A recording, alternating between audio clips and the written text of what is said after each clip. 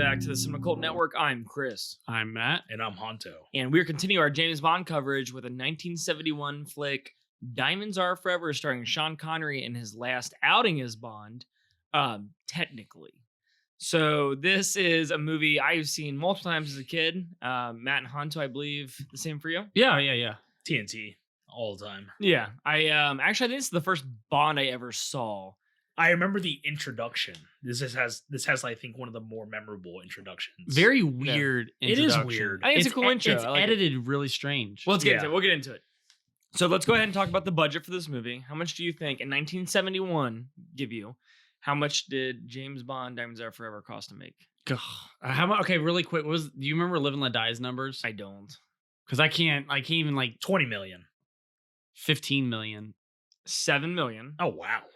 Okay. So, but I have a fun game we're gonna play in a second. So we have domestic and international.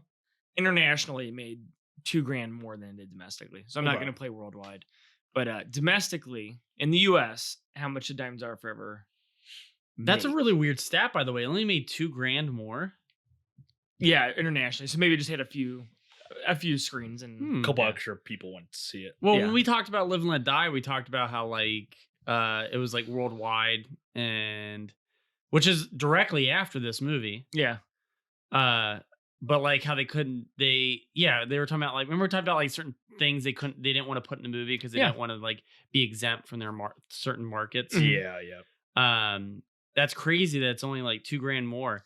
Yeah, that I guess doesn't seem right, because why would that be a fear for them to make Live and Let Die with that? That you mean with saying that you take a gamble or something like that? Yeah, or? Like to be like, oh, we don't want to do that because then it'll take us out of those markets for what, $2,000 extra dollars. Right. I don't know. Maybe they just showed it in a few screenings and that was it. I don't know. So how much do you think it made domestically, Matt? I'll start off with you. 50. Okay, Honto. 65 million. All right, it made 43 million. Okay, but I have a bonus game. So it made 43 million back in 1971 dollars, which is 50 years ago. What is that calculated to today? And we'll do it in increments of 10, so it doesn't have to be exact. So it made 43 back in 1971 dollars. What is that with inflation? Just take a guess. 250 million. Okay. Matt? I'm gonna say 150. Almost 300 million. Wow. So this was definitely a hit. So yeah. So a bit of trivia: On Her Majesty's Secret Service did really terrible in movie theaters, which is the one right before this. Right? Yeah, it was right before this, and it was George Lazenby, so a different Bond. It did a really bad job in theaters, and so when they went to go make Diamonds Are Forever, they're like, okay, we got to make it fun again. That's why they got Guy Hamilton back to direct it, and they wanted it to be more like poppier than because like On Her Majesty's Secret Service is kind of dark, obviously. Yeah, the ending. Yeah. So they wanted to make it like a more of a good time of a movie, and that's why they also got Sean Connery back with the Cabot that this was going to be Sean Connery's last Bond movie. So he said he was only going to come back for one more. And that was it. This was going to be his last one. Yeah. And actually, sorry to mean to walk over you, but I remember I had a Cracked magazine back in like the 80s or something. Cracked had a magazine? Yeah, that's what they're known for. Oh, wow. Yeah, Cracked was the rival. You didn't know that? I thought it was a website. No, it was Mad Magazine's rival. Oh. Since like the 60s. Cool. Then they switched to a website recently. Nice. Okay. But yeah, it was making fun of James Bond, and it was like, I can't remember what the joke was, but it was like it was like, I'll never play Bond again, ever, ever, ever. And it showed him like on a pile of money. He's like, ever, ever. And it was like basically that Horatio Sands from Tomcats. I won't. I do. All right, and then finally, what do you think this has on Rotten Tomatoes, Matt? This one's got a low one. I'm gonna go with 35%. Honto? 35. Wow. I'll say like 62. 63. Oh, really? Yeah. Okay. Well done, Honto. Wow. It had a bad score or not a bad score, but Letterboxd. Letterboxd gave it something. It was like a 2.8 on Letterboxd, which I was kind of surprised by. Yeah, I find that still kind of surprising. Yeah, it's not that bad. I don't think it's bad. I think my thing with Letterboxd is anything below a 3. The 3 range is like you're guaranteed like a decent movie. It was good. Yeah. That's my 3 is like, I usually give movies a 3, like, it's good. If it gets in that 2.8, 2.9, then you're like hovering in that danger zone area. Yes, where it's like, this could be bad. Yeah. Yeah. Yeah. This could either be cult classic or this could just be bad. Right. Hanzo, can you take us to the cast and crew of Diamonds Are Forever? Yes, I can. Okay, thank you. Directed by Guy Hamilton, known for Remo Williams. And then I don't think I mentioned it, but Force 10 from Navarone. Have you ever seen that? Oh yeah. Is it good? Yeah, it's awesome. Is it Clint Eastwood? No, it's that's Where Eagles Dare, which is also an Alistair MacLean book. But Force 10 from Navarone is a sequel to The Guns of Navarone. Oh, that's why. And Okay, that's it's why. Roy Scheider who plays the role of Mallory, who was played by whose name escapes me right now because of work. I just got done working like a 10-hour day. I will say Roy Scheider From Cape Fear and To Kill a Mockingbird. Oh, Robert Mitchum. No. Gary Coop. No. Oh, Um, Robert De Niro. I don't know. But no, it's a sequel to that. Okay. So and it's in like Harrison Ford's in it. Okay. And, Okay. it's got a cool cast. Harrison Ford's in it. Who else is in it? Jaws. Oh, okay. Yeah. Which is ironic because Robert Keel. Yeah, Keel. Yeah. And then what's her name from Spy Who Loved Me? The spy who loved me. Guys, the names are. I wasn't anticipating talking about this, so I'll just keep Gregory moving. Peck. It's Gregory Peck. Okay. Yeah. Robert Shaw plays Gregory Peck's part. Okay. Forced in from that run. Okay. But yeah, cool cast, like Yeah. cool little mission movie. Like Nice. I highly I want to recommend check it. those out. We got Sean Connery, James Bond. Previous episodes, Time Bandits, The Rock, and then I would say probably coming soon, Highlander.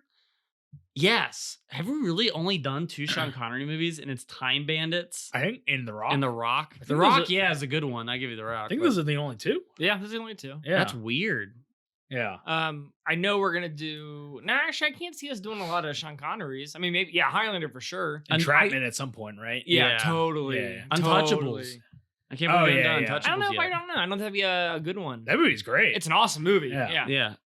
Yeah. Jill St. John as Tiffany Case. She was really only in a lot of like bit TV roles and a movie here and there. She actually left Hollywood a year later in 1972 to pursue personal interest in cooking, and she became a personality on Good Morning America. Oh, very cool. Yeah, She's actually one of my favorite Bond girls.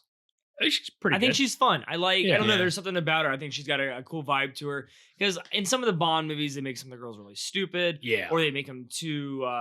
They make her, but like she's to a know it all. But she's like, I feel like she is an average person who's smart. She does a few dumb things in the movie, like when she Right. mixes up the tape, which I think is awesome. Yeah. I mean, that's, But yeah, I like her because she's very like in the middle. I don't know. Yeah. That's what I like about Yeah. her. So okay.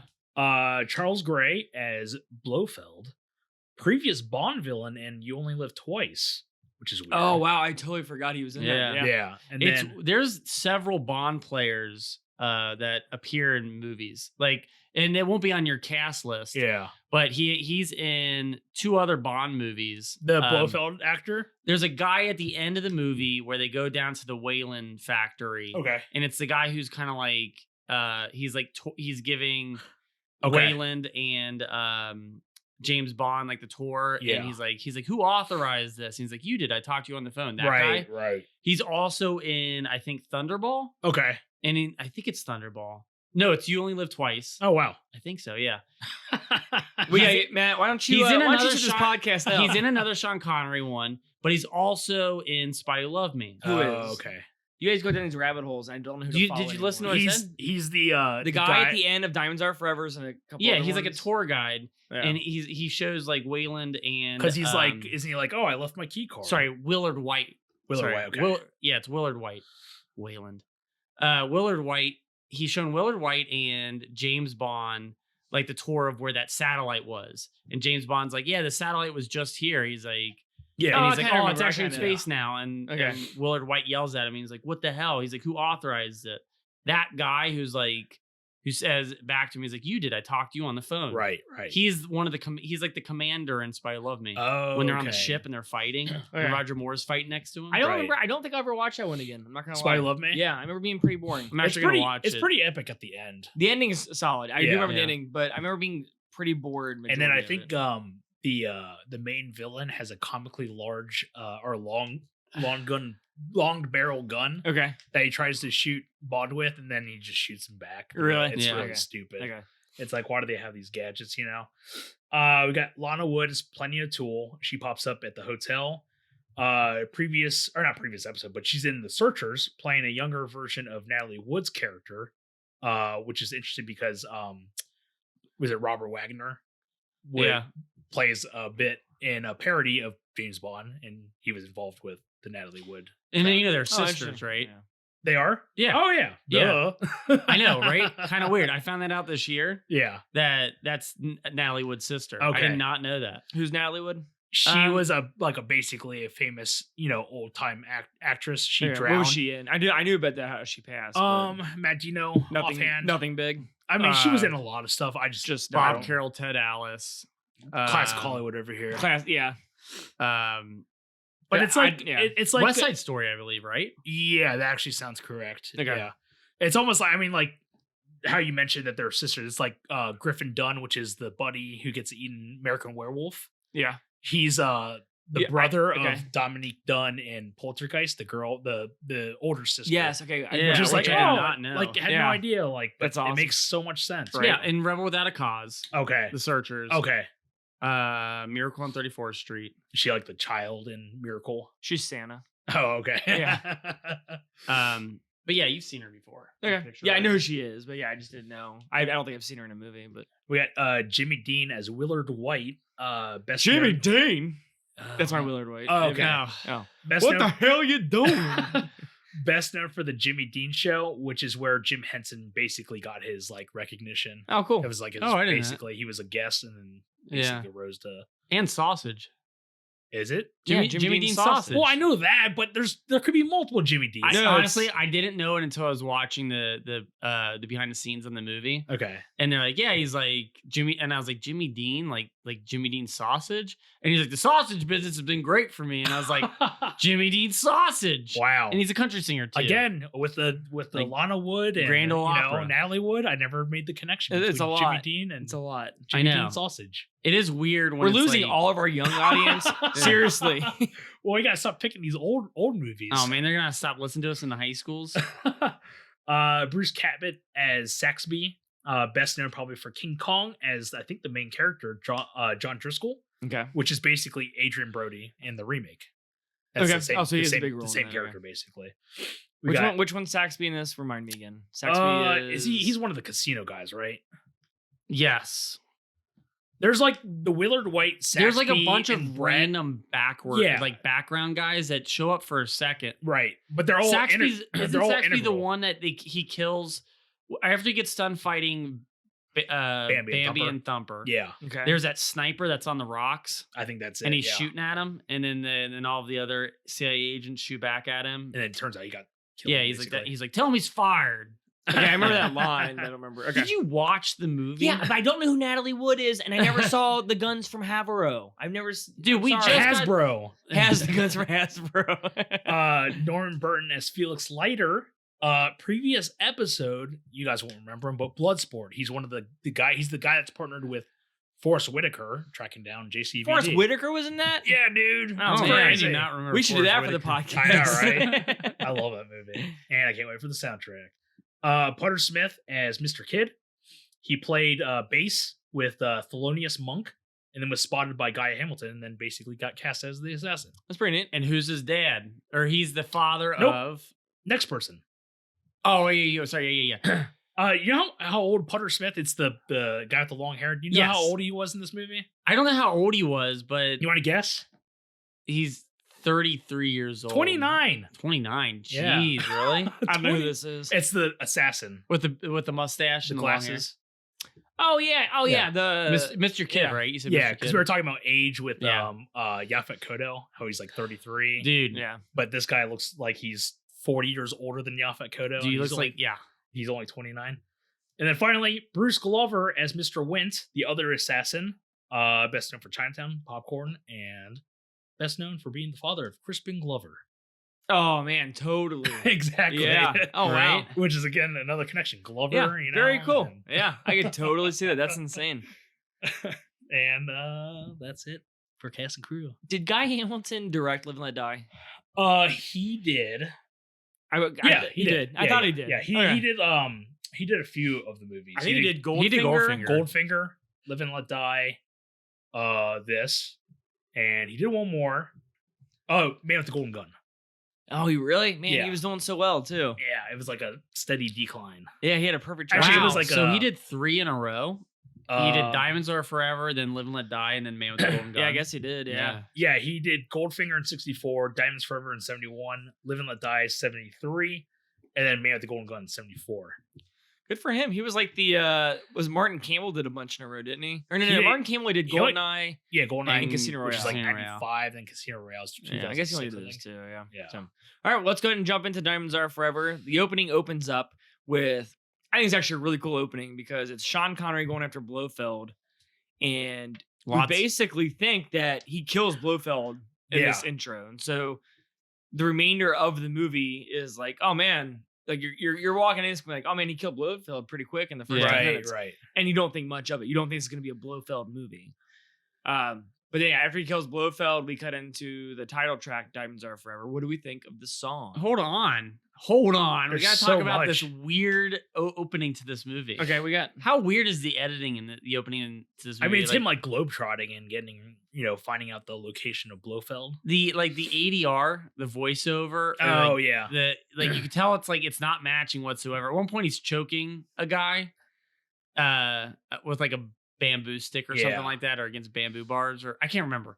But like the guy, like obviously he says something, but his mouth doesn't move, and it's Yep. the weirdest editing. Right, And we also get our first and only boob in a Bond movie. Oh, I didn't even notice. Yeah. Oh, it's very much there. Like when he strangles the girl with the bikini top. Oh, I forgot he like searches around and asks around about Blofeld. That's right. Yeah. He like when he goes to strangle her boob, you totally see her boob on like full display. Wow. Yeah, and it's like, whoa, okay. And then he drowns a guy in a Mud pie? in a mud pie in a duty tank.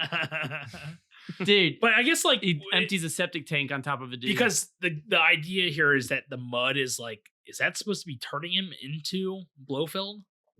a moisturizer. Is it some like sort of? I think it's like a mud bath Okay. before the surgery. Okay, So- okay.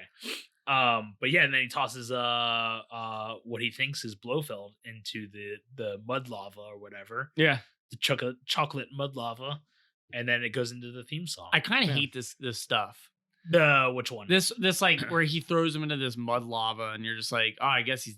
I guess that kills him. It looks hot, Yeah, you know. yeah. But it's like not knowing what the hell what it is. what it is. Like kind of Yeah. bothers me. Yeah, I feel like it ruins kind of the action. Yeah, A but little bit. it's a 50-year-old movie that I don't think they had everything I mean, I was always confused even when I was a kid seeing this. Is like, what is that? right. Yeah, like what are they doing? Like it's just surgery. Like why is he? Why is he late? Why does he die because he gets too much mud on him? Right. But he's not dead when he shows up because there's already too much mud on him. It's the same with that movie you witnessed when he drowns that guy with the corn. with corn. Yeah, the corn. Danny Glover, isn't it? I think no, it's No, another it's not guy. Danny Glover. Other Danny guy. Glover dies later on. Yeah, but yeah, it's the same concept, I guess. Too much of something will drown you. It's true. So the title track, Diamonds Are Forever, kicks on. What do we think of this song? It's I good. like it. Yeah, Yeah, I like I like it. it. It's Yeah. solid. It's Yeah. not one I play. It's a good song, but it's not one I plan to repeat. Yeah. I think that was Shirley Bassey, Is it? and she did Yeah. 4 James Bond songs. She did Diamonds Are Forever. She did You Moonraker. only live twice. No, that's Nancy Sinatra. Okay. So Moonraker, Man with the Golden Gun, Diamonds Are Forever. Yeah. I think there's one more, but I can't think off the top of my head. Goldfinger. Did you see Goldfinger? Oh yeah, Goldfinger. That's the one. That's the Yeah. fourth. That's the fourth one. But yeah, she has an awesome voice, and the song is good. I always do this thing about the Kanye song when I hear it. Dude, Exactly. right? Yeah. Which what a weird song for someone to be like that James Bond song from 50 years ago. I need Right. to cover it. Dude, Right. Kanye used to be so good, man. And what happened to him? The song is awesome. Yeah, that song is really cool. So after the opening track, there's a lot that goes on. For watching this movie as a kid, super confusing. Watching it as an adult, just a little confusing. Yeah. I think it's just because there's so many like characters that are mentioned and they're kind of on screen for like a little bit. Some of them off screen. Yeah. Just a lot of mistaken identity type stuff. Yeah. Which is typical in spy movies, but it's just like so many names are thrown around to the point where it's just like I can't figure out who's who. And that's a huge negative. Honestly, for me, it's the first hour of this movie where they're literally just the hitmen are, and this sums up like what's going to happen for the next hour. The Right. hitmen are literally going after everybody in the pipeline that deals with these diamonds. Yep. But I don't understand why they're killing them all. Yeah, because isn't the idea they want to keep the pipeline going, right? Yeah, they want to get the diamonds, and aren't these diamonds just going straight to Blofeld? Unless Blofeld is trying to close it to keep his own pipeline. Or unless he's trying to close it to keep the pipeline clean now that nobody can talk about it. I guess. This movie's confusing. I was I really, think- really paying attention to it. Yeah, Yeah, so I was. was I, yeah. I watched it like 1.5 times. I still couldn't figure out. Yeah, why. I was just trying to figure out. I was like, why? Okay, because like to set it up, there's the guy who's working at the mines right. who gets the diamonds Brings from it to- workers that work at the mine. Brings it to the dentist. The dentist. Then the dentist shows up and he gets killed via scorpion. Yeah. That scene used to creep me That out he's as a kid. supposed. Yeah. There's a creepier deleted scene. I'll tell you about in a Really? Oh second. wow. But then the dentist is supposed to meet up with a helicopter pilot to deal the diamonds off to him. Right.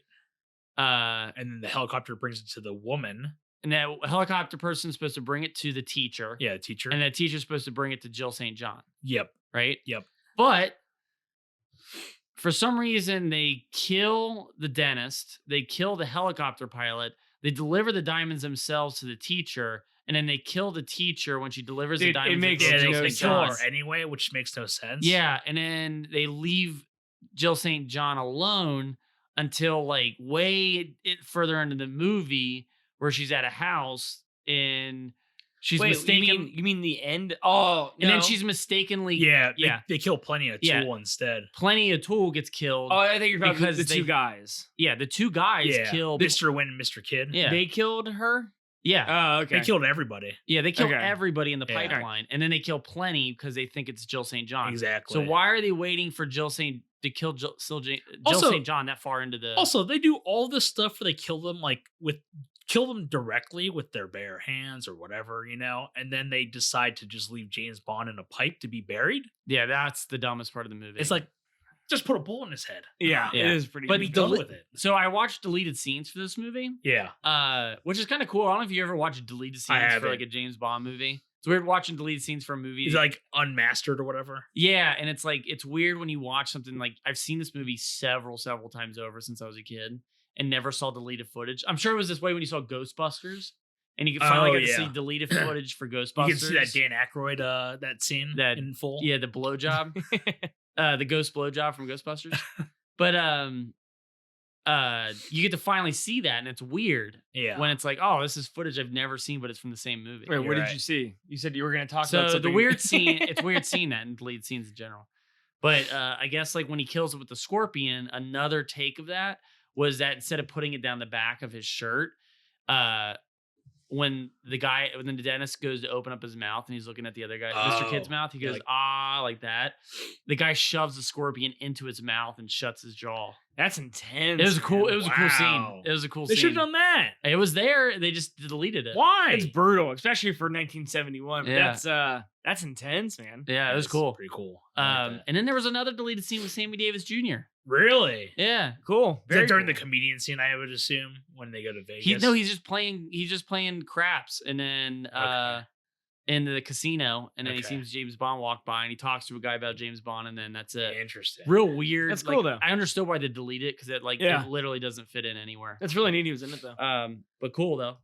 So what you pretty much described the first like 15, 20 minutes of this movie where the diamonds are going from person to person and these hitmen are killing everybody that's in contact with the diamonds.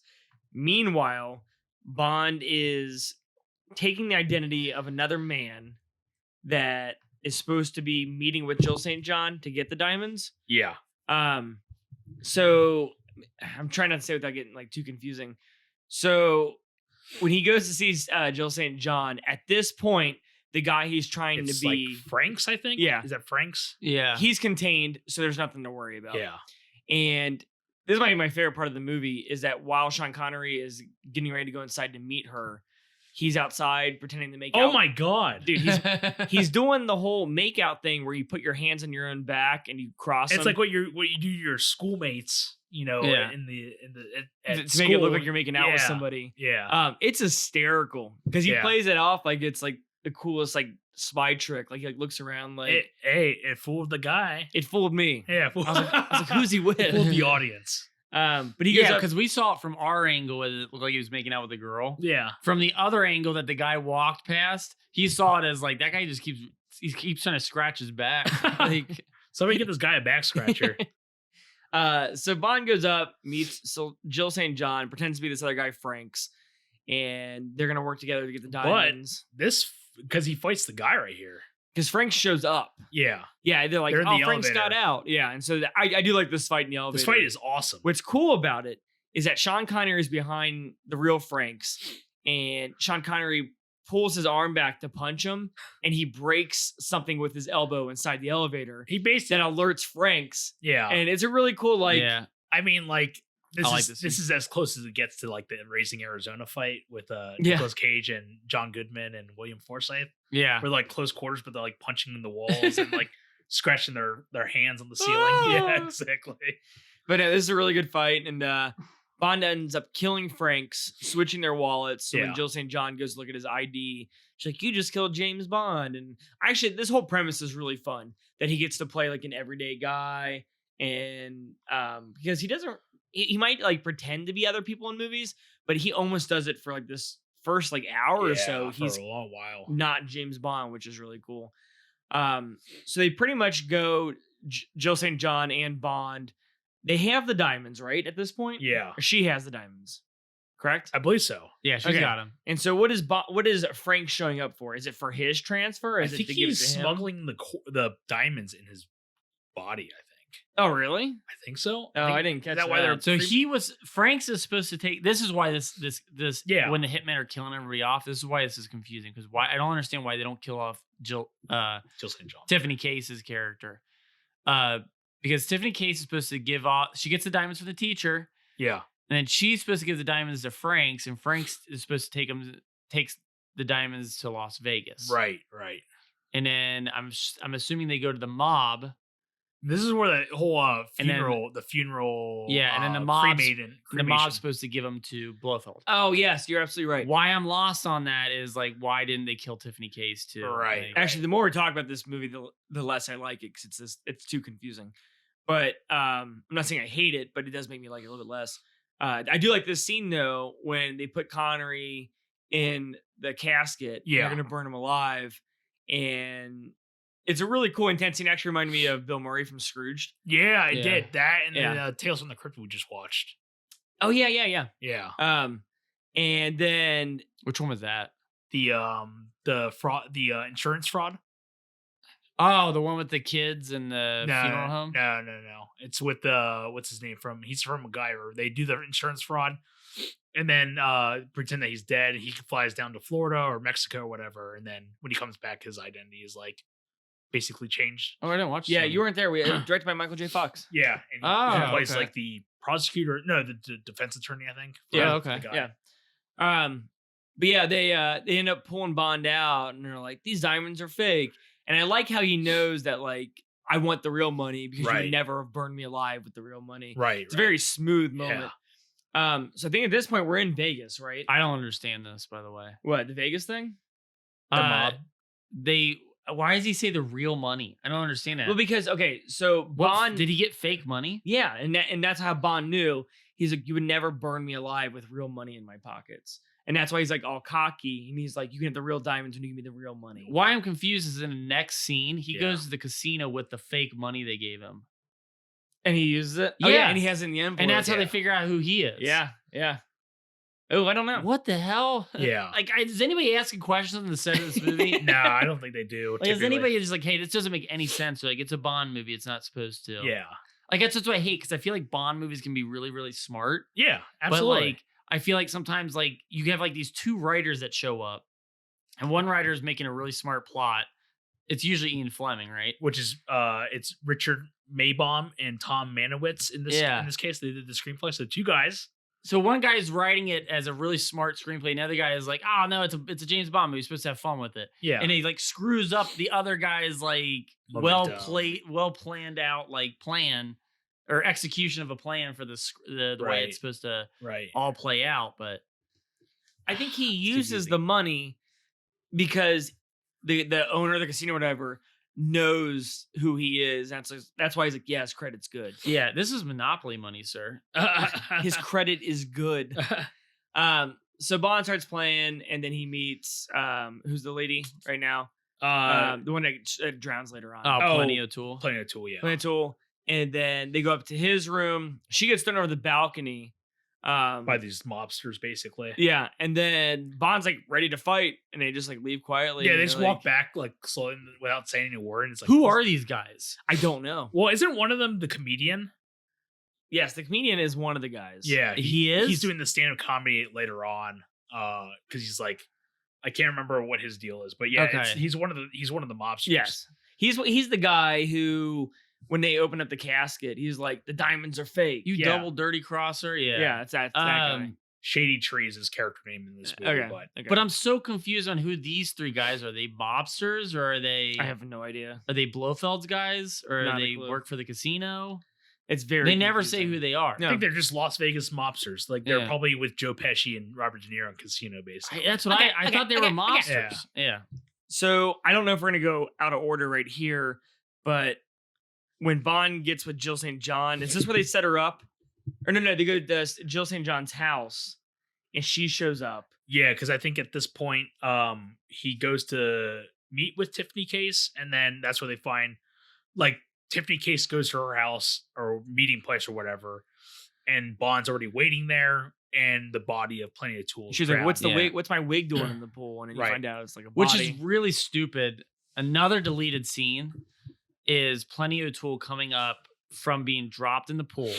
She comes back up to the room and gets her clothes and finds those 2 having sex, and then she gets real pissed off about that. Oh, and that's why she goes to and she starts going through Tiffany Case's purse. Yeah, finds where she lives, then goes to her house, and that's why Plenty ends up. That's where that would make sense. It makes no sense within the movie because it's like, she's just there. Why does Tiffany Case have a house? Yeah, in Las Vegas.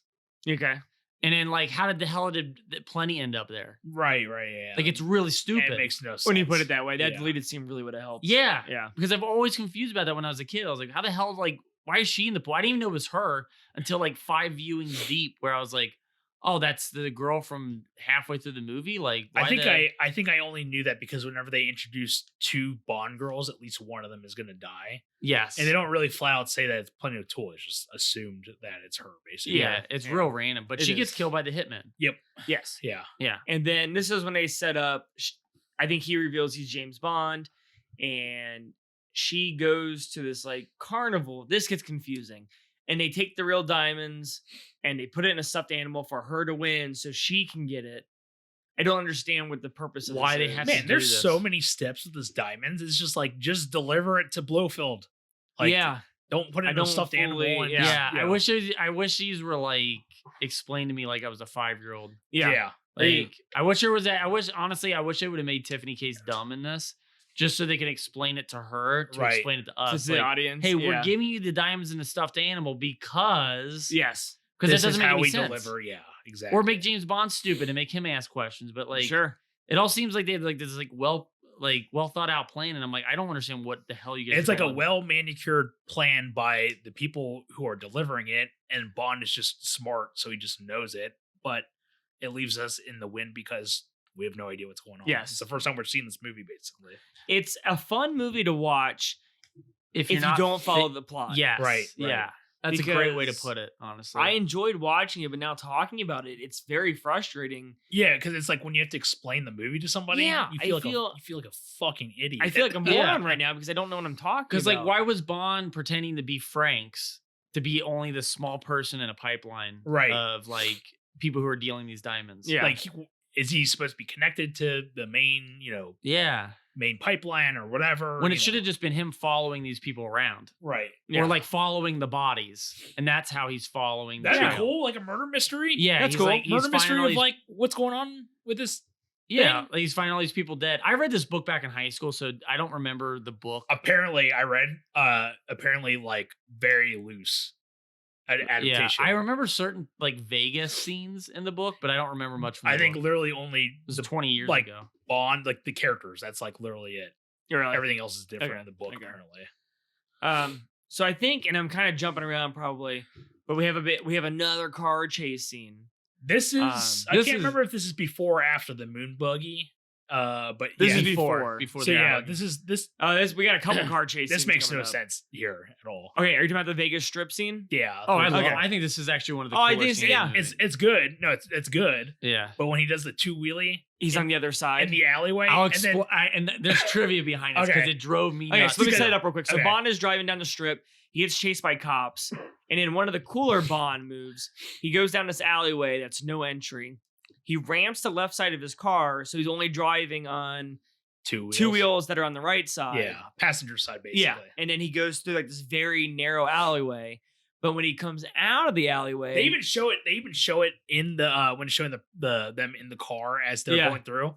They show the camera tilt as if he's like Yeah. changing wheels. Yeah. Basically, it's weird. And then It when he makes comes no out of the sense. alleyway, he's on the other He's two on the wheels. driver's Okay. side wheel, Which makes basically. no sense. So here's the story. I'm going to try to explain it the best that I can remember it. Is this a deleted scene? How they explain In a it? way, it was shot 3 times. It took over, I think, 3 months or a month to 3 months to film this just one stunt because the crew, what was it? I think it was they had an American crew come out and do it, or no, a French crew come out and do it, and they did the stunt perfect. They did it on the right side. The wheels went up on the right side. It came out of the alley Right. on the right side. But the problem is the shot landed, and there's all these cop cars sitting in the street with all these like this crowd of spectators watching them film James Bond. So it doesn't make sense when there's cop cars there because that's when he's supposed to get away from the cops and he's like scot free. Yeah. But there's cop cars in the shot, Oh, right? okay. So they had to dump it. Then they filmed it again, but the Americans did the stunt this time, and the Americans couldn't get it right, We drive on the left side in the States. Yeah. In the US. and they couldn't get it right. And then they had a British crew do it. I'm sorry, no, it was British crew first, American crew second, Okay. French crew third. The French crew did it, and they did it perfectly, but they did it on the wrong 2 wheels. So they said, screw it. What we'll do is when we edit it, we'll have the camera shift. Oh my god. So they had to just go with it because it took them that many months to film and that many times to do it. And they've already screwed up this many times in a row. That's that so weird. That- they're like, is they're so like, just go stupid. with it. Like, so that's why the car, they knew it was a blooper. So they obviously had to fix it with the way the camera slides as if the car moves somehow. That's in the so alley. weird. so silly. Anyway, Bond gets away. He did it. Shocker. And Real cool stunt though. Anyhow, it's very dope. I mean, like Can it. you Yeah, it's imagine cool. how hard this stunt would be to get like it on 2 wheels and to go Yeah. through an alley like that? That's crazy. It's cool. a goofy Yeah, it's scene awesome. now thinking about it, but still cool. Still cool. And I think this kind of set up our next scene. Bond goes to like Blofeld's like, I don't know. I think I think this is the part where he's tailing the casino manager, Bert Saxby or whatever. And this is where they go to that remote facility in the desert. Yeah. And this is where I think you said the guy is giving the tour of No, the- there's a guy later on in the movie in Oh, the okay. same area. Okay. But he's Yeah, the- this is one of the when commanding Bond officers. shows up. It very smoothly meets another guy, asks a bunch of questions, gets a radiation tag. So now Yeah. it looks like he works there. And then he goes to one of the scientists, kind of bothers him just to get some information. This is where they learn about like the laser Yeah. refraction and all that Yeah. stuff. But then it gets to a point. Now, here's a question because I don't understand what's about to happen. Okay. For some reason, they're doing some like moon buggy thing here. They're like Are they reenacting? It's like almost like it's a play on the Stanley Kubrick. See, that's moon what I was wondering. landing. It's okay. It's one of two things. It's either they're filming the moon landing, Yeah. or they're practicing what it would be like while they're on the moon. But they're walking really slow. But they're not like in a simulated gravity. That's what I mean. know. It's very confusing. I don't Yeah. understand this scene at all. I thought Matt would have answers, but I assume it's just some sort of I don't conspiracy. know. I'm assuming it's like they're looking to build something on. They mess around with like space program. So Willard White is definitely based off Howard Hughes. Okay, I think I read about that too. Yeah. And like a recluse, like the actor, Jimmy Dean. Yeah. So Jimmy Dean used to be a singer that worked at the hotel that Howard Hughes owned. Howard Hughes, just for people who don't know. Aviator. Yeah. But Yeah. I mean, who is he like? I don't know. He's a big. He was a movie director. He was like he did a lot of things for Air Flight. Yeah. And Severe aerodynamics. OCD. Yeah. Huh? Severe OCD. Severe OCD. Yeah. He ended his days in a hotel room with his fingernails extremely long and and like he wore tissue boxes on his feet and his hair was really long and basically became a recluse inside the very top of his hotel room until he died. This is what they're kind of hinting at in the movie when they talk about Willard White and they're like, yeah, no one's seen Willard White for 5 years. Oh. So Jimmy Dean used to work at the hotel. I think it was the Desert Inn. Okay. Used to work at the hotel that Howard Hughes owned. And like they had to get permission from Howard Hughes to film on the strip right there. On the Sunset Strip. Okay. But the Las Vegas Strip right there. And what they did was they gave Howard Hughes all the James Bond movies. And he's like, yeah, give this production anything they want. Like, let them have permission to film here. Oh, that's neat. That's cool. But it's weird too, because it's like at the same time too, it's like they're like obviously referencing Howard Hughes. Yeah. And Jimmy Dean's playing like basically his boss, right, in a movie. Right. That's cool. Which is really strange, right? When it's like so that's crazy. Just to go back to it. So what did you think the moon thing was? That is somehow related to like that's one of like Willard White's like movie side projects. Side projects is that he does like instead of doing aerodynamics, he does space travel. So that's why he has the satellites. Okay. That's why he has the moon buggy. That makes sense. Okay. It's still confusing. So the way like Howard Hughes was with airplanes and aerodynamics, he is with space ice cream. Space ice cream. Yeah, the moon rocks basically. Yeah. We're trying to make the better space ice cream. Yeah. So Bond hops in this like it's like a moon buggy type thing, and there's a chase scene, which is fine. Scene is hilarious. Really? Because it's just silent. There's no music or anything. Yeah, and it just shows all these people chasing after him. And they're just like crashing in the most ridiculous ways. And meanwhile, it's like, me. This thing can't be that fast. I think it's supposed to be goofy. Yeah, no, absolutely. I think it's hilarious. There's a part where like he locks eyes with one of the guys on the ATV. And the guy just like launches off the side of a mountain. Basically. And you're like, what is going on right now? Dude, I would have loved it if like as soon as he left, like that one car just went 30 miles per hour and just ran over him. Like, yeah. I swear to God, though, I feel like this entire thing with like driving through the movies, like the set with the astronauts and stuff. I don't know why they're moving slow. That's what's it doesn't make any sense. But I feel like Tim Burton ripped off the scene for Pee-wee's Big Adventure where he's going through and he's being chased by the security guards. It's very possible. And just like this ridiculous stuff where it's like, you know, just if you replace Bond with Pee-wee and there's a part where the guys in the ATV chase after the moon buggy, but nobody's driving it. It's like a total thing Pee-wee would do with his like trick or whatever. Right. Yeah. And then go like knock the guy out, whatever. And it's just like. And then Jay and Silent Bob stole it 15 years later. Oh, did they do something similar? And Strike Back when they're like on the studio lots and they're running from like movie to movie and everyone's like Wes Craven. I don't remember that at all. I just remember Cockknocker. Oh yeah, that's what they end up. They go through all these movies and end up there. Okay. But I think after this, we're kind of at our last act of the movie because now we're on the oil rig, which is I think the rest of this movie is pretty solid. Actually, I think if I recall, I think Bond is confronting one of the characters. It might be White, and then he kills another Blofeld double. This is where it's revealed. Can we talk about the voice changer? Sure. Yeah. This is like the most thrilling scene in any James Bond movie ever for me. It's when he gets on the elevator with the grappling gun. Yeah. And he basically mountaineers his way to the top of the penthouse. And the way he's on the elevator and he climbs off the elevator and he's hanging by the side of this building and he shoots the grappling gun to the edge and then like he has to like rappel off of it.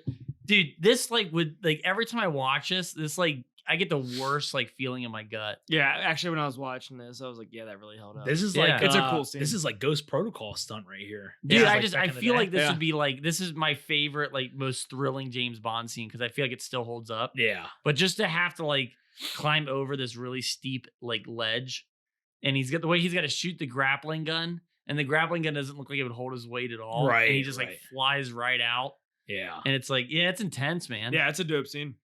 But yeah, he ends up finding Blofeld, who we thought was dead. He's not. Yeah. Now there's 2 Blofelds. And it turns out that Blofeld has been cloning himself. He was going to clone himself in the beginning before Bond killed that It's guy. not even like necessarily clones. It's just like he's got impersonators basically. Like And why does he do it? Just for security? I think it's just like any political dictator or Just to whatever. They have- just have doubles, Okay, in alright. case. So he kills one of the Blofelds, and the other Blofeld gets away. Which is Um, like crazy because he shoots this guy in the head. Yeah, it's pretty And it's brutal. like- and it's with like a knife gun. Yeah. It's not just like a bullet. Like yeah. it's kind of graphic for its It is, yeah. 70s or whatever. actually, yeah, it's pretty graphic. when you And think about it. then it's revealed that the Blofeld's still alive. Yeah. And then Bond, he basically says, get in this elevator. Reluctantly so. He goes in. Yeah, which is cool. This scene's awesome because Bond immediately corners himself because he thinks the floor is gonna fall out. exactly. Yeah. Yeah, and then he doesn't, and then I think it just is it It's gas. it's just gas. Yeah. And then this is where the 2 assassins, Wint and Mr. Kidd, they don't put a bullet in this guy's head. They Yeah. just deliver him to a pipeline to oh be, yeah, to be buried. yeah. Yeah, and they don't even like wait for him to get buried. They just leave him in a pipeline. Yeah, you got to see this through all the Yeah, way. like- Terrible assassins. Yeah, you guys have been like killing all these people pretty brutally, and then you just leave his body in a pipe somewhere on the desert. And you're like, well, I hope they do the pipeline tomorrow. yeah. You know, That's a good like- point. So yeah, the whole pipeline scene is fine. It's Bond going through a pipeline, trying to get out. So he short circuits one of the machines. So the repairmen come out to fix it, and he gets out. And now we're at the wheel rig, right? I think we are. think Yeah, so. we're getting there. Yeah. So yeah, this whole last like maybe quarter of the movie ends on oil rig, and it's basically explain to me the whole thing with the tape. What is this tape? This It's like cassette the tape? satellite control Okay. codes or whatever. Yeah. Because the satellite basically has the power. It's basically the Goldeneye satellite Okay. where it shoots Yeah. like lasers or whatever. And Yeah. there's that scene where it shows like the Chinese army and they're like just burning alive. Oh my gosh. It's crazy. Yeah. Because you can tell it's like You just see the guys like clothes glow red and just like, oh Yeah. and then one guy walks right in from the camera and he's like, ah! Yeah, he and comes it's- from off screen just on fire. dude, yeah, it's super intense. So yeah, the whole ending of this movie is to get this tape out of their hands. Right. And I love this whole end scene because basically Jill St. John is pretending to be like with Blofeld. Like now. still. Yeah. Yeah. And what Bond does is he switches the tapes, gives Jill St. John the other one. She doesn't know that. Then she switches it again, and she's like, "I switched the tapes. I did it." And I can't remember what he calls her. But he's like, I "You can't remember, fool!" yeah. He's like, "You twit. Yeah, you Yeah, twit. twit. He's like, "You twit. You switch the tapes." But I will say that's on Bond because Yeah. Bond did not say this is the bad tape. He Yeah. should have told her what it was. Yeah, exactly. And then basically for like the last like 45 minutes of this movie, it's just a shootout. I Oh, feel yeah. like. yeah. Yeah. I mean, obviously exaggerating with 45 minutes, but it's nothing but this huge shootout. And it's a good shootout. Yeah, I like this. Um, Actually, I like this whole last And sequence. then poor Blofeld, man, he goes to get away and he's in this like water ship. And Bond just swings it for like 45 minutes into buildings. yeah. And I think that's how he ends up dying, doesn't he? Does it, He does it technically doesn't explode? die in this movie. Yeah, technically he doesn't die in it. How does it end with Blofeld? He just I know. I was just thinking that too. I was like, I think the rig just blows up, and we're just assuming that he's on. That's what- yeah. yeah. Because he doesn't die until Are you afraid of the Are You dark? Afraid of the Dark? Yeah. No, For Your Eyes For Only. Yours only, yeah. But this is another parody, of course. This is, I feel like Austin Powers pulled from this movie, but Sure. they got the countdown guy, Yes. the lamest job in American cinema. His job is literally just to say 7 minutes to countdown. And it's gotta be in like it's gotta be like a German accent or a Yeah. foreign accent. Well, they gotta get the Speaking they English. gotta get their best countdown guy. Yeah, right? it can't They just come be from like Germany. Yeah, you know? it can't be like a guy from Brooklyn that's doing the countdown or like Hey, a- 7 minutes a- to he's like, Andrew Dice Hey, Clay. yeah. Hey, Hickory, Andrew Dice Clay, yeah. Yeah, Hickory, or like a guy Hickory with Dock. a Boston accent doing the 10-second countdown. Hey, this fucking I don't know.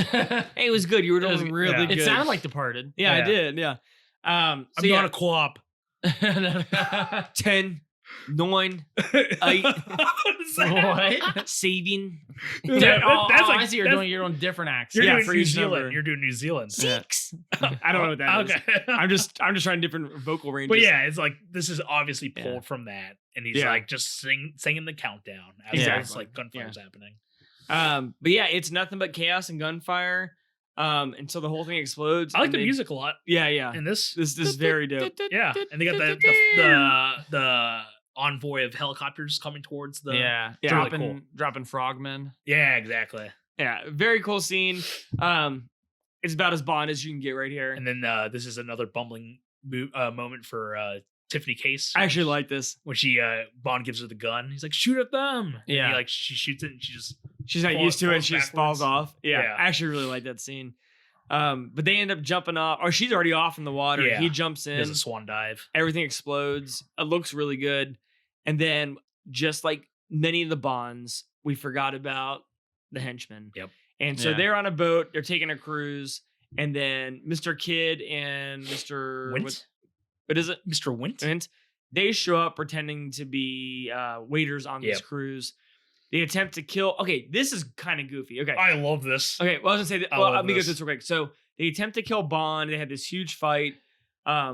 The one guy, the balding guy, he Yeah. gets set on fire, which is brutal. Is looking, like by the way. skewers. He lights them on fire to try to Yeah. do like an Indiana Jones. You know. Yeah. And then the other guy has a bomb attached to him. And I like, love this. Bond like squeezes it between his legs, Dude.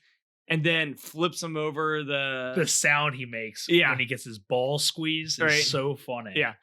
What I don't like about the scene is they set up this scene like an hour ago in the movie. Yeah. Because they throw Bond into a trunk of a car, Right. and it breaks the guy's cologne. And so oh, then, that's what it was. and Yeah. so then Okay. here Bond knows that guy's scent. I was confused. Well, there's two ways they set this up. In the very beginning of the movie, he gets a drink with the guy that basically gives him all the exposition about the diamonds. Yeah. and about how Okay. the diamonds have been stolen. And he's like, I want blah blah blah year 51, the alcohol, like the whatever, I think it was like scotch they were drinking, like this 51 scotch. Okay. And he knows, like, it basically setting up that Bond knows his liquor. Do you remember this scene? Yes, kind of. It's the first scene that James Bond's in. Okay. And M makes that comment. He's like, like when they start talking about diamonds, M makes a comment. He's like, oh, finally something you don't know about. You don't know everything Right. Okay. about. Okay, so later on at the end of the movie, When he questions him, he questions him about this like specific bottle of liquor.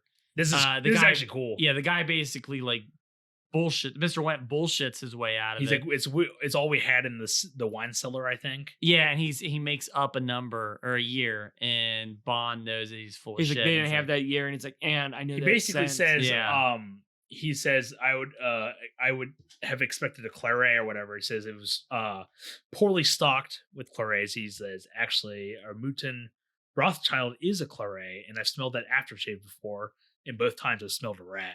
Yeah. Yeah. I was that's a like, cool one. that's So there you Yeah, go. So two pretty things to cool. give him away. pretty cool. So both henchmen end up dying, who are two of my favorite henchmen. I like think these they have guys. so Yeah, much absolutely. character. Yeah. Yeah, I think they're great. And And what's unique, they're both lovers yes. Yeah. in this movie, which is kind of crazy. Which Yeah. I did not pick up on until I haven't seen this in years. Yeah, I didn't pick it up until the viewing when they're walking after they killed the helicopter pilot. And they hold, and they're Yeah. like holding yeah, hands. and then there's a part where I think the guy with the long hair. He's talking about Tiffany. Yeah, He's like, she's really pretty. He's like, for a girl. yeah, Yeah. and he's just like trying to mess with. The Well, guy. and one Yeah. thing that's really great is that they openly talk about it as opposed to like hinting at it. yeah, Like for instance, like Honor Blackman's character Pussy Galore right, is supposed to be a lesbian in Goldfinger, Okay. right? And they Yes. mostly hint at it. They never out front and they never go out in front and say it. Right. But in this, like they say, like no, they're both gay. So it's like Yeah, It's but it's kinda not cool. out front. They're just like, they're gay characters. Yeah, they're They gay don't characters. have to like insinuate, yes, whatever, or They're like not trying say to hint at They're it. not or looking at the anything. camera and be like, they're gay. Yeah, no or they're wink not. winks, They're not trying to make it look like it was like Yeah. you have to read into it. Which I think they're is just yeah, saying like no, they're that's definitely they're- like they're- it's definitely characters. cool that they're pretty progressive about Yeah. that kind For of stuff. 50 years ago, I I think think it's pretty the progressive, subtlety yeah. on it is perfect. Yeah, I think it's it's great. done very well. But Jill St. John and Bond, they're on the cruise, and then she asks them how they're going to get the diamonds down from the satellite.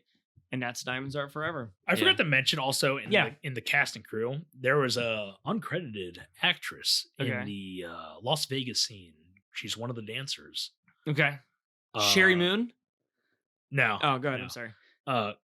Cassandra Peterson, better known Yes! as Elvira, is I- one of the dancers with Very a cool. comedian. I I knew wasn't she was in far an off Elvis with my movie. joke. Yeah, I I was wasn't like, I was too like, far off. that's Wow, kind of- dude. Yeah, I knew so- she was in an Elvis movie. I didn't realize because she used to be a dancer. in Yeah, so I Vegas. was trying to remember. I was like, I couldn't remember if she was in Live and Let Die or this, and I had to make sure. I Dude, mentioned good that, trivia. Very neat. man. Yeah, that's really I fun. totally I did not. Okay, I didn't know about Diamond. I take it back. I did not know that was Diamonds Are Forever. I knew Yeah. there's an Elvis movie where she's in the Oh, background. cool. But I didn't know Diamonds Are Forever. That's awesome. Yeah, Very cool. So All right. So that's Diamonds Are Forever from 1971. It has a 63 on Rotten Tomatoes.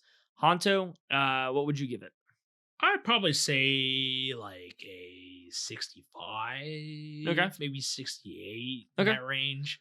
All right. I mean, listen to the episode; it was confusing. Like we had a hard time trying to figure out who's who, and I think that's a problem in movies like this, where it should be kind of straightforward, but it's not.